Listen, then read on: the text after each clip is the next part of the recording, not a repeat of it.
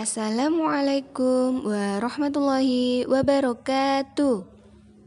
Bagaimana kabarnya soleh-solehah di rumah? Semoga selalu sehat dan tetap semangat belajar ya. Alhamdulillah hari ini kita belajar lagi pendidikan agama Islam. Sebelum kita belajar, mari kita berdoa terlebih dahulu ya. Bismillahirrahmanirrahim. Rabbi zidni ilma warzuqni fahma. Materi hari ini adalah berdoa setelah sholat. Sudahkah kalian membiasakan berdoa setiap hari setelah melakukan sholat? Apa yang dimaksud dengan doa? Kita belajar bersama-sama ya. Doa secara bahasa artinya permohonan. Sedangkan secara istilah, doa adalah permohonan hamba kepada Allah. Manusia adalah makhluk yang lemah di hadapan Allah. Oleh karena itu, kita wajib berdoa kepada Allah. Tujuan dari berdoa adalah agar Allah memberikan perlindungan, mengabulkan keinginan kita, dan memberikan keselamatan hidup di dunia maupun di akhirat. Doa adalah senjata orang-orang yang beriman. Dengan berdoa, seorang hamba telah menyatakan kelemahannya, kebutuhannya, serta kekurangannya akan pertolongan dari Zat yang Maha Agung, penguasa alam, yakni Allah Subhanahu wa Ta'ala. Doa harus dilaksanakan karena memiliki beberapa keutamaan. Di antaranya adalah sebagai berikut. 1. Doa orang yang beriman pasti dikabulkan oleh Allah, tetapi dalam 3 cara. Dikabulkan secara langsung apa yang kita minta. Dihindarkan dari bahaya atau bencana. Ditangguhkan ketika di akhirat, yang mana kelak diberikan pahala sesuai permintaan kita. Keutamaan doa yang kedua, doa adalah jalan yang harus dilalui untuk mencapai sesuatu yang diharapkan. Jadi, ketika kita berusaha untuk mendapatkan sesuatu, kita harus mengimbanginya dengan berdoa kepada Allah. Yang ketiga, dengan berdoa kita dapat merasakan kehebatan dan keagungan Allah Subhanahu wa Ta'ala. Yakni Allah mendengar semua keinginan hambanya. Kemudian, apa saja ya yang harus kita lakukan ketika kita berdoa? Adab-adab dalam berdoa adalah sebagai berikut. 1. Menghadap kiblat.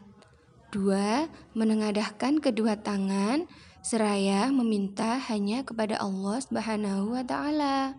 3. Bersungguh-sungguh dan khusyuk kepada Allah. Memulainya dengan membaca tasbih dan tahmid. Bagaimana bacaan tasbih? Yakni Subhanallah.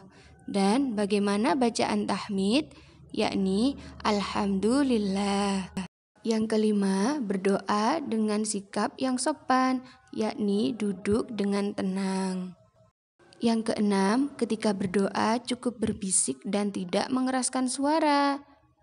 Yang ketujuh, harus yakin dalam hati bahwa Allah lah yang mengabulkan semua doa-doa kita. Yang kedelapan, mengutamakan tawajuh. Apa itu tawajuh? Yakni menghadapkan atau mendekatkan diri kepada Allah. Yang kesembilan, ketika berdoa kita harus dalam keadaan suci atau memiliki wudhu. Yang terakhir, yaitu yang ke-10, mengusapkan kedua tangan ke muka setelah selesai berdoa. Banyak sekali doa yang kita baca setelah selesai sholat. Tetapi untuk berlatih, anak-anak bisa membaca 2 doa ini. Yang pertama adalah doa untuk kedua orang tua. Bismillahirrahmanirrahim. Allahumma ghfirli wali walidayya warhamhuma kama rabbayani shaghira. Artinya, ya Allah, ampunilah dosaku dan dosa kedua orang tuaku, dan kasihanilah mereka sebagaimana mereka telah mengasihi aku di waktu kecil. Doa yang kedua adalah doa kebaikan di dunia dan di akhirat. Bismillahirrahmanirrahim. Rabbana atina fid dunya hasanah wa fil akhirati hasanah wa qina adzabannar.